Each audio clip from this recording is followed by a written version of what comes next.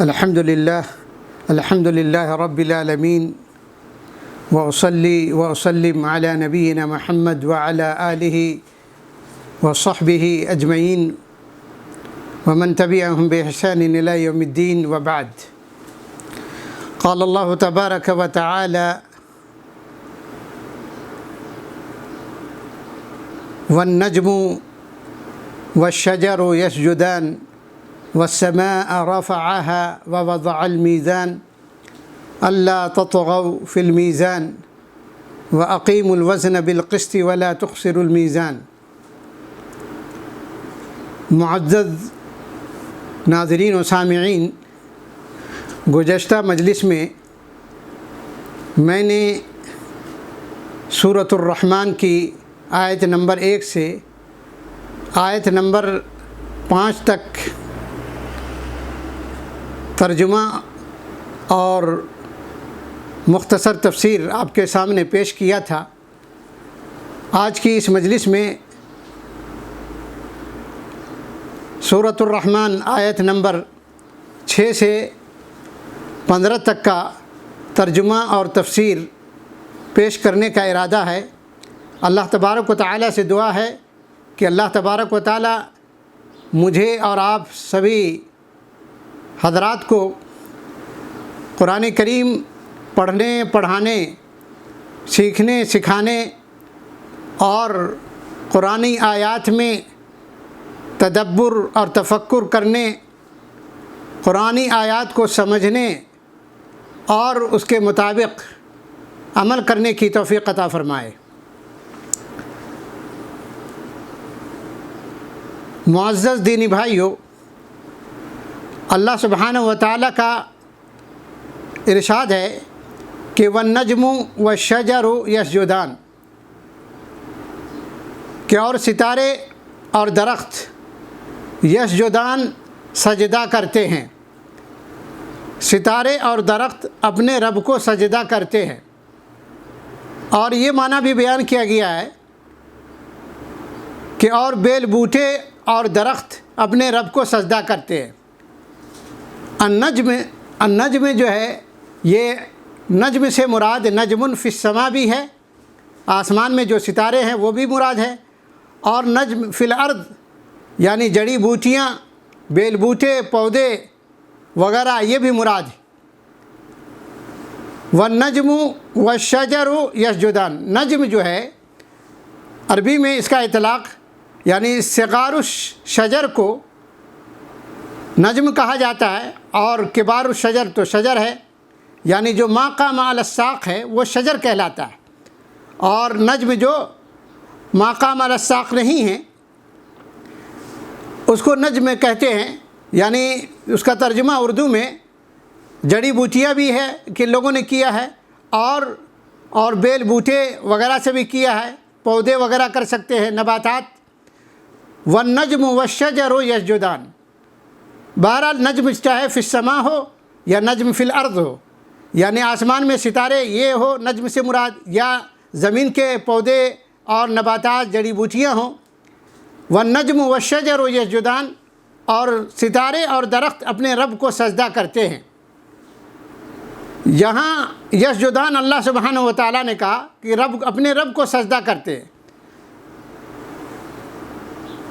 اور جس طرح سے ایک مومن انسان اپنے رب کے حضور سجدہ کرتا ہے، اسی طرح سے ستارے اور درخت یا جڑی بوٹیاں، بیل بوٹے اور درخت بھی اپنے رب کو سجدہ کرتے ہیں. اور صرف یہی نہیں کہ یہ اس آیت میں اللہ نے کہا ہے کہ النجم والشجر یسجدان، کہ ستارے اور درخت اپنے رب کو سجدہ کرتے ہیں، بلکہ قرآن مجید کی ایک دوسری آیت کریمہ سے معلوم ہوتا ہے جو سورہ حج میں ہے. اللہ سبحانہ و تعالیٰ کا فرمان ہے کہ أَلَمْ تَرَ أَنَّ اللَّهَ يَسْجُدُ لَهُ مَنْ فِي السَّمَاوَاتِ وَمَنْ فِي الْأَرْضِ وَالشَّمْسُ وَالْقَمَرُ وَالنُّجُومُ وَالْجِبَالُ وَالشَّجَرُ وَالدَّوَابُ وَكَثِيرٌ مِّنَ النَّاسِ. اللہ سبحانہ و تعالیٰ نے فرمایا کہ أَلَمْ تَرَ أَنَّ اللَّهَ يَسْجُدُ لَهُ مَنْ فِي السَّمَاوَاتِ وَمَنْ فِي الْأَرْضِ، کیا آپ نے نہیں دیکھا کہ جو اس کی مخلوقات آسمانوں اور زمینوں میں ہیں، وہ سبھی آسمان و زمین میں جو مخلوقات ہے وہ سب کے سب، اب اس میں شمس و قمر بھی ہے، نجوم بھی ہے یعنی ستارے بھی ہیں، جڑی بوٹیاں، بیل بوٹے اور درخت اور پہاڑ اور چوپائے بہائم اور بنی نوع انسان اور بہت سے بنی نوع انسان و کثیر من الناس،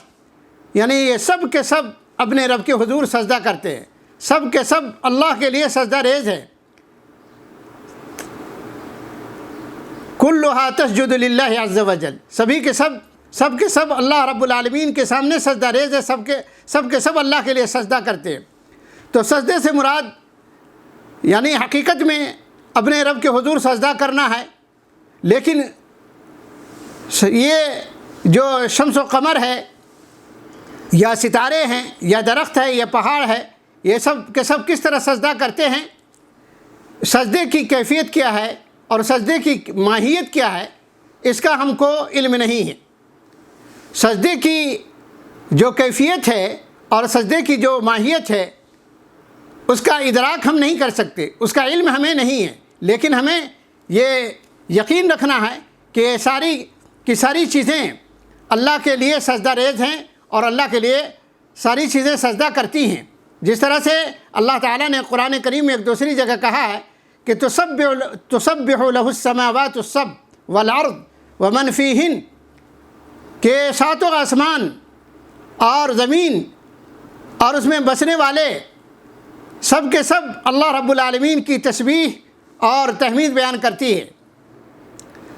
اللہ تعالیٰ نے ایک جگہ اور قرآن میں کہا کہ وَإِن مِّن شَيْءٍ إِلَّا يُسَبِّحُ بِحَمْدِهِ وَلَٰكِن لَّا تَفْقَهُونَ تَسْبِيحَهُمْ، کہ کائنات کی ساری چیزیں اللہ رب العالمین کی تسبیح و تقدیس بیان کرتی ہے، لیکن وہ کس طرح سے تسبیح و تقدیس بیان کرتی ہے، وہ ساری چیزیں کس طرح سے اللہ کی تسبیح بیان کرتی ہے اس کا علم ہمیں نہیں ہے۔ لا وَلَٰكِن لَّا تَفْقَهُونَ تَسْبِيحَهُمْ، اللہ نے فرمایا کہ ہم اس کو سمجھ نہیں سکتے، یہ ہمارے ادراک سے باہر ہے، ہم اس کی کیفیت اور ماہیت کو سمجھ نہیں سکتے۔ تو اللہ سبحانہ و تعالیٰ نے فرمایا کہ وَالنَّجْمُ وَالشَّجَرُ يَسْجُدَانِ، اور ستارے اور درخت اپنے رب کو سجدہ کرتے ہیں، یا بیل بوٹے اور درخت اپنے رب کو سجدہ کرتے ہیں۔ تو یہ معنی بھی ہے یسجدان کا معنی حقیقت میں اللہ رب العالمین کو سجدہ کرنا ہے، اور یہ بھی معنی ہے مفسرین نے کہا یسجدان کا معنی ہے ای یطیعان او خاضعان لامر اللہ جل وعلا، کہ یہ دونوں کے دونوں اللہ رب العالمین کے حکم کے تابع ہیں، یعنی ستارے اور درخت یسجدان یطیعان او خاضعان للہ، اللہ کے حکم کے تابع ہیں، یعنی اللہ رب العالمین کی مشیت اور ارادے کے کلی طور پر تابع ہیں، یہ اللہ تعالیٰ کے احکامات سے سرتابی نہیں کرتے۔ مفسرین نے یہ بھی معنی بیان کیا ہے کہ یہ دونوں اللہ تعالیٰ نے جو ان کے لیے طبعی قوانین مقرر کیے ہیں ان سے وہ سرتابی نہیں کرتے۔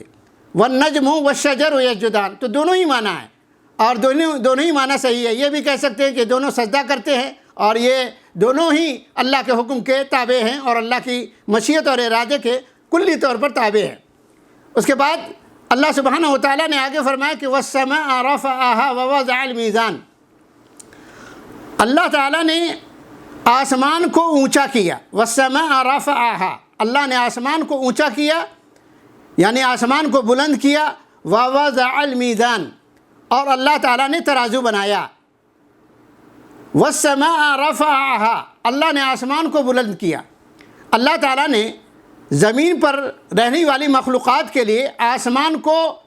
چھت بنا کر اونچا کر دیا۔ اللہ تعالیٰ نے آسمان کو السقف المرفوع، یعنی مخلوقات کے اوپر ہمارے اور آپ کے لیے چھت بنا کر اونچا کر دیا ہے۔ اور آپ دیکھتے ہیں، ہم اور آپ آسمان کو دیکھتے ہیں، کہیں آپ کو کوئی شگاف نظر آتا ہے، اور اتنا بڑا آسمان آپ دیکھ رہے ہیں کہ یہ آسمان بلا کسی عمود کے کھڑا ہے، یہ آسمان بغیر آسمان کو میں کوئی عمود آپ کو نظر آ رہا ہے۔ اللہ تبارک و تعالیٰ نے سورۃ الرعد میں فرمایا ہے کہ وَهُوَ الَّذِي رَفَعَ السَّمَاوَاتِ بِغَيْرِ عَمَدٍ تَرَوْنَهَا، اللہ تعالیٰ نے اس آسمان کو بغیر عمد کے، بغیر ستون کے اور بغیر کسی کھوٹے کے اللہ تعالیٰ نے آسمان کو بلند کیا ہے۔ اللہ تعالیٰ نے آسمان کو بلند کیا ہے۔ آپ دیکھیں کہ اس اتنے بڑے آسمان کو کون روکے ہوا ہے، کون تھامے ہوا ہے؟ ظاہر سی بات ہے اللہ نے ہی آسمان کو بلند کیا ہے، اور آسمان کو اللہ ہی رب العالمین نے تھاما ہوا ہے۔ اور یہ آسمان بھی، اتنا بڑا آسمان، یہ بھی اللہ رب العالمین کی مرضی کے تابع ہے، یہ مخلوقات کے سروں پر نہیں گرتا، یہ اللہ رب العالمین کے یہ بھی حکم کے تابع ہے۔ وَالسَّمَاءَ رَفَعَهَا، اللہ نے آسمان کو بلند کیا۔ وَوَضَعَ الْمِيزَانَ، اور اللہ تعالیٰ نے ترازو بنایا۔ وَوَضَعَ الْمِيزَانَ کا معنی مفسرین نے کہا ای وَوَضَعَ الْعَدْلَ، اللہ تعالیٰ نے عدل و دستور قائم کیا، زمین پر اللہ نے عدل کو قائم کیا۔ وَوَضَعَ الْمِيزَانَ کا معنی مفسر نے یہ بھی بیان کیا ہے ای امر العدل، اللہ تعالیٰ نے عدل کا حکم دیا، جیسا کہ اللہ تعالیٰ نے قرآن کریم میں فرمایا کہ ان اللہ یأمر بالعدل والاحسان، اللہ تعالیٰ تمہیں عدل کا حکم دیتا ہے۔ تو اللہ یہاں میزان سے مراد عدل بھی ہے، اور میزان سے مراد الشرع بھی ہے، یعنی شریعت بھی ہے، اور میزان سے مراد وہ ترازو بھی ہے جس پر ہم جو تولتے ہیں اور خرید و فروخت کرتے ہیں، جس کے ذریعے سے ہم چیزوں کو تول کر کے بیچتے ہیں یا ناپ کر کے بیچتے ہیں، تو وہ بھی مراد ہے۔ وَوَضَعَ الْمِيزَانَ، اللہ تعالیٰ نے عدل کو قائم کیا، اور اس کے ذریعے اللہ تعالیٰ نے بندوں کے درمیان اس کے تمام اقوال و افعال میں عدل و انصاف کو واجب قرار دیا ہے۔ میزان سے مراد ترازو ہی نہیں، بلکہ اس سے مراد ہر وہ پیمانہ ہے جس سے کوئی چیز یا زمین وغیرہ پیمائش کی جاتی ہے، یا جن کے ذریعے بنی نوع انسان آپس میں عدل و انصاف سے کام لیتے ہیں۔ اللہ تعالیٰ نے میزان کو نازل کیا تاکہ لوگ حقوق و معاملات میں حد سے تجاوز نہ کریں۔ تو وَوَضَعَ الْمِيزَانَ، اللہ نے کہا کہ اس نے میزان بھی بنایا، ترازو بھی بنایا، اور اس کے بعد اللہ نے فرمایا اللہ تطغوا فی المیزان، تاکہ وزن کرنے میں تم حد سے تجاوز نہ کرو، وزن کرنے میں تم حد سے تجاوز نہ کرو۔ اس لیے یعنی وزن کرنے میں بھی جب ہم کوئی چیز تولتے ہیں اور وزن کر کے دیتے ہیں تو ہمیں اس میں کہا گیا کہ حد سے تجاوز نہ کریں اور آگے اس میں ڈنڈی نہ ماریں۔ اللہ تطغوا فی المیزان، میزان میں حد سے تجاوز نہ کرو، اور اس کے بعد اللہ نے کہا وَأَقِیمُوا الْوَزْنَ بِالْقِسْطِ، وَأَقِیمُوا الْوَزْنَ بِالْقِسْطِ ای بالقسط ای بالعدل۔ اللہ تعالیٰ نے عدل کے ساتھ کہا کہ انصاف کے ساتھ ٹھیک تولا کرو، وَأَقِیمُوا الْوَزْنَ بِالْقِسْطِ، انصاف کے ساتھ ٹھیک تولا کرو، وَلَا تُخْسِرُوا الْمِيزَانَ ای وَلَا تُنْقِصُوا الْمِيزَانَ، اور وزن میں کمی نہ کرو، یعنی کم نہ تولو۔ یعنی اللہ سبحانہ و تعالیٰ نے ہمیں میزان کے اندر، جس کے یعنی ترازو کے اندر، ترازو یہ بھی مراد ہے جس کے دو پلڑے ہوتے ہیں، ہم کو کہا جا رہا ہے کہ ہم جب کوئی چیز خرید و فروخت کرتے ہیں یا تول کر کسی کو دیتے ہیں تو ہم کو کہا جا رہا ہے کہ ہم اپنے میزان کو، ترازو کو برابر رکھیں، اور اس میں وزن کرنے میں عدل و انصاف کو ہاتھ سے جانے نہ دیں، میزان کو برابر رکھیں، کم نہ تولیں، ورنہ اس لیے کہ میزان کے اندر نام تول میں کمی کرنا یہ وہ بری عادت ہے جس کی وجہ سے اللہ تعالیٰ نے گزشتہ قوم کو اللہ تعالیٰ نے تباہ و برباد کر دیا۔ جیسا کہ قوم شعیب کا علم آپ کو ہے کہ حضرت شعیب علیہ السلام کی قوم نام تول میں کمی کیا کرتی تھی، نام تول میں ڈنڈی مارا کرتی تھی، جس کی وجہ سے اللہ تبارک و تعالیٰ کا عذاب اس قوم پر نازل ہوا۔ نبی کریم صلی اللہ علیہ وسلم جب ہجرت کر کے مدینہ طیبہ تشریف لائے تو آپ نے اہل مدینہ کو بھی دیکھا کہ اسوأ الناس کیلاً، کہ وہ لوگ تولنے کے اعتبار سے، وزن کرنے کے اعتبار سے خبیث ترین لوگ تھے۔ پھر جب قرآن مجید کی وہ آیت کریمہ مکمل ایک صورت نازل ہوئی، سورۃ المطففین، جو 30ویں پارے میں ہے، اللہ سبحانہ وتعالیٰ نے فرمایا وَيْلٌ لِّلْمُطَفِّفِينَ الَّذِينَ إِذَا اكْتَالُوا علی الناس یستوفون وَإِذَا كَالُوهُمْ أَوْ وَزَنُوهُمْ يُخْسِرُونَ۔ اللہ نے فرمایا کہ تطفیف کرنے والوں کے لیے، ناپ و تول میں کمی اور بیشی کرنے والوں کے لیے ویل ہے۔ الَّذِينَ إِذَا اكْتَالُوا عَلَى النَّاسِ يَسْتَوْفُونَ، جب وہ لوگوں سے ناپ کر لیتے ہیں تو پورا لیتے ہیں۔ وَإِذَا وَزَنُوهُمْ وَإِذَا كَالُوهُمْ أَوْ وَزَنُوهُمْ، اور جب انہیں ناپ کر یا تول کر دینا پڑتا ہے، یخسرون، تو ڈنڈی مارتے ہیں۔ تو اللہ تبارک و تعالیٰ نے یہ صورت نازل کی۔ اس کے بعد اہل مدینہ نے اپنے ناپ و تول کو درست کر لیا، اور وہ ناپ کے اعتبار سے اور تولنے کے اعتبار سے سب سے اچھے لوگوں میں ان کا شمار ہونے لگا، اور آج تک بھی اہل مدینہ اس آیت کریمہ پر عمل پیرا ہیں۔ علی کل حال، اللہ سبحانہ و تعالیٰ نے یہاں میزان سے مراد عدل بھی ہے، اور اللہ تعالیٰ نے اسی لیے قرآن میں کہا ہے وَأَنزَلْنَا مَعَهُمُ الْكِتَابَ، اللہ تعالیٰ نے کہا لَقَدْ أَرْسَلْنَا، سورہ حدید کے اندر اللہ نے فرمایا کہ لَقَدْ أَرْسَلْنَا رُسُلُنَا بِالْبَيِّنَاتِ وَأَنزَلْنَا مَعَهُمُ الْكِتَابَ وَالْمِيزَانَ لِيَقُومَ النَّاسِ بِالْقِسْطِ، اللہ نے میزان کو بھی نازل کیا لِيَقُومَ النَّاسُ بِالْقِسْطِ، اے لِيَتَعَامَلُوا النَّاسَ بِالْعَدْلِ، تاکہ لوگوں کے ساتھ عدل و انصاف کے ساتھ معاملہ کرو۔ تو اللہ تبارک و تعالیٰ نے میزان سے مراد یہاں وَالسَّمَاءَ رَفَعَهَا وَوَضَعَ الْمِيزَانَ، اللہ نے آسمان کو بلند کیا اور ترازو بنایا تاکہ تم اللہ تطغوا فی المیزان، تاکہ تم تولنے میں اور وزن کرنے میں حد سے تجاوز نہ کرو۔ وَأَقِیمُوا الْوَزْنَ بِالْقِسْطِ، اور انصاف کے ساتھ ٹھیک وزن کیا کرو۔ وَلَا تُخْسِرُوا الْمِيزَانَ، اور وزن کرنے میں کمی نہ کرو۔ اس کے بعد اللہ سبحانہ و تعالیٰ نے فرمایا وَالْأَرْضَ وَضَعَهَا لِلْأَنَامِ، اور زمین کو اللہ سبحانہ و تعالیٰ نے مخلوقات کے لیے بنایا۔ اللہ تعالیٰ نے وَالْأَرْضَ وَضَعَهَا أي وَالْأَرْضَ وَضَعَهَا أي هَيَّأَهَا لِلْأَنَامِ، اللہ تعالیٰ نے زمین کو ممہد کیا اور ہموار کیا،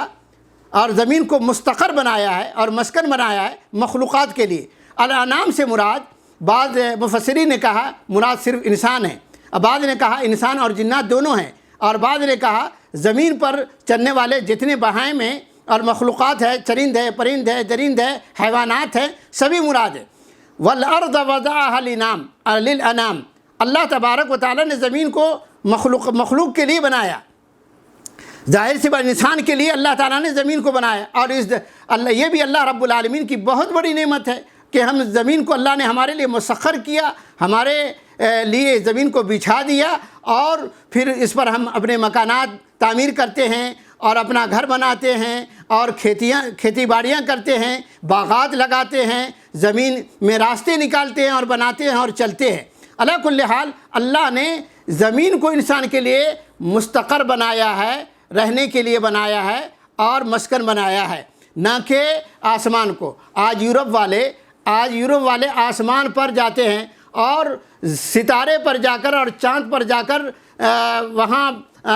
قبضہ کرنے کی کوشش کرتے ہیں، وہاں پر رہنا چاہتے ہیں، حالانکہ اللہ تبارک و تعالیٰ نے وہاں کوئی رہ نہیں سکتا۔ اللہ تعالیٰ نے انسان کے لیے اس جگہ کو بنایا ہی نہیں ہے، اس لیے یہ کتنے خرچ کرتے ہیں، کروڑوں خربوں اربوں ڈالر یہ پیسے خرچ کر کے جاتے ہیں اوپر، چند دن تک رہ کے چلے آتے ہیں، اور وہاں پر جانے کے لیے ایک الگ سا ایک قیمتی لباس بناتے ہیں، نہ جانے کتنے کروڑوں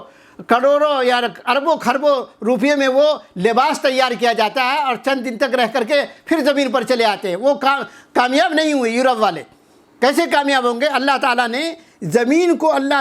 انسانوں کے رہنے کے لیے بنایا ہے، زمین کو مستقر بنایا ہے، زمین کو انسان کے رہنے کے لیے اللہ تعالیٰ نے زمین کو مستقر اور مسکن بنایا ہے، اور یہی زمین انسان کے لیے مدفن بھی بنے گی۔ یہ اللہ تعالیٰ نے آسمان کو ہمارے لیے رہنے کے لیے نہیں بنایا۔ جو لوگ آسمان ستاروں پر جاتے ہیں، دیکھتے ہیں آپ کتنے خربوں اربوں خربوں روپے خرچ کر کے آسمان پر رہنے کی کوشش کرتے ہیں، ستاروں پر اور چاند پر جانے کی کوشش کرتے ہیں اور وہاں رہنے کی کوشش کرتے ہیں، لیکن اب تک وہ اپنے مقصد میں ناکام ہیں اور قیامت تک کامیاب نہیں ہوں گے۔ اس لیے کہ قرآن مجید کی یہ آیت کریمہ یہ فیصلہ کر رہی ہے کہ وَالْأَرْضَ وَضَعَهَا لِلْأَنَامِ، زمین کو اللہ تعالیٰ نے انسان کے لیے بنایا ہے، زمین کو اللہ نے رہنے کے لیے ہمارے اور آپ کے رہنے کے لیے بنایا ہے۔ اور اللہ سبحانہ و تعالیٰ نے بات کو آگے بڑھاتے ہیں، اللہ نے فرمایا فیہا فاکہۃ والنخل ذات الاکمام، اللہ نے اس زمین میں فاکہہ میوے، والنخل اور کھجور، ذات الاکمام خوشوں والے غلافوں میں لپٹے ہوئے کھجور اللہ تعالیٰ نے ہمارے لیے پیدا کیے۔ یہ ساری نعمتیں، جیسا کہ میں نے شروع میں ذکر کیا کہ یہ سورۃ الرحمن ہے، اور سورۃ الرحمن کا ایک نام مفسرین نے سورۃ النعم رکھا ہے۔ اللہ تعالیٰ نے یعنی اس میں دینی، دنیاوی، اخروی تمام نعمتوں کا اللہ نے ذکر کیا ہے۔ اس لیے اللہ تعالیٰ نے فرمایا نعمتوں کا، اللہ تعالیٰ نے انسان کو جن نعمتوں سے نوازا ہے ان نعمتوں کا تذکرہ کرتے ہوئے اللہ نے یہ بھی فرمایا کہ اس زمین میں ہم نے انسان کے رہنے کے لیے ایسا نہیں کہ صرف ٹھکانہ بنایا ہے، بلکہ اس زمین میں ہم نے ان کے کھانے پینے کے لیے فیہا فاکہہ، یعنی اس میں میوے، انواع و اقسام کے میوے، طرح طرح کے فروٹ اللہ تبارک و تعالیٰ نے ہمارے لیے اور آپ کے لیے پیدا کیے ہیں۔ والنخل، اور پھر اللہ تعالیٰ نے نخل یعنی کھجور، کھجور بھی فاکہہ میں داخل ہے، فروٹ میں کھجور بھی داخل ہے، نخل بھی داخل ہے، لیکن اللہ تعالیٰ نے خاص طور سے نخل کا ذکر کیا، اس لیے یعنی کھجور کا ذکر خاص طور سے اللہ نے اس لیے کیا، اس کی اہمیت کو بتلانے کے لیے۔ تمر یعنی کھجور کی خاصیت، اس کی اہمیت اور اس کی فضیلت کو بتانے کے لیے اللہ تبارک و تعالیٰ نے دوبارہ اس کا ذکر کیا ہے۔ فیہا فاکہۃ والنخل ذات الاکمام، اللہ نے فرمایا کہ اس میں، اس زمین میں ہم نے انسانوں کے لیے طرح طرح کے فروٹ اور خوشوں میں لپٹے ہوئے اور غلافوں میں لپٹے ہوئے کھجور بھی اللہ تعالیٰ نے ہمارے لیے بنائے ہیں۔ اور یہ کھجور وغیرہ تو ہم بغیر کہ اس کے فوری طور پر کھا لیتے ہیں۔ اس کے بعد اللہ نے کہا والحب ذو العصف والریحان، اللہ نے فرمایا کہ بھوسا والے دانے بھی اور خوشبودار پھول، ریحان یعنی خوشبودار پھول بھی ہم نے انسان کے لیے پیدا کیے ہیں۔ والحب ذو العصف، حب کہتے ہیں حبوب یعنی دانے، حبوب یعنی حب کی جمع حبوب ہے، حب یعنی دانے، ذو العصف، عصف کہتے ہیں بھوسا والے دانے، یعنی اس سے مراد الحب سے یہاں جو مراد ہے جیسے گندم ہے، گیہوں ہے، الشعیر یعنی جو ہے یا مکئی ہے، یا اس طرح سے اور بھی جو دوسرے دانے اللہ فرماتے ہیں کہ بھوسا والے دانے، جو حبوب یہ دانے تو انسان کے کام آتے ہیں، انسان کھا جاتے ہیں، اور جو بھوسا اس کے نکلتے ہیں وہ ان کے انسان کے جانوروں کے کام آتے ہیں۔ تو اللہ فرماتے ہیں کہ ہم نے دانے والے اناج بھی یعنی بھوسا والے اناج بھی ہم نے انسان کے لیے پیدا کیے، والریحان اور طرح طرح کے خوشبودار پھول بھی ہم نے انسان کے لیے پیدا کیے، جنہیں انسان سونگھ کر لطف اندوز ہوتا ہے اور خوشی اور مسرت اور نشاط محسوس کرتا ہے۔ اللہ سبحانہ و تعالیٰ فرماتے ہیں فَبِأَيِّ آلَاءِ رَبِّكُمَا تُكَذِّبَانِ، اے انسانوں اور جنوں تم اپنے رب کی کن کن نعمتوں کو جھٹلاؤ گے؟ یعنی اللہ تعالیٰ کی ہمارے اور آپ کے اوپر بے شمار نعمتیں ہیں، بے شمار احسانات ہیں۔ اللہ فرماتے ہیں کہ اے انسانوں اور جنوں تم اپنے رب کی کن کن نعمتوں کی تکذیب کرو گے اور جھٹلاؤ گے۔ قرآن مجید کی یہ آیت کریمہ فَبِأَيِّ آلَاءِ رَبِّكُمَا تُكَذِّبَانِ، یہ آیت کریمہ خود اسی سورۃ الرحمن میں 31 بار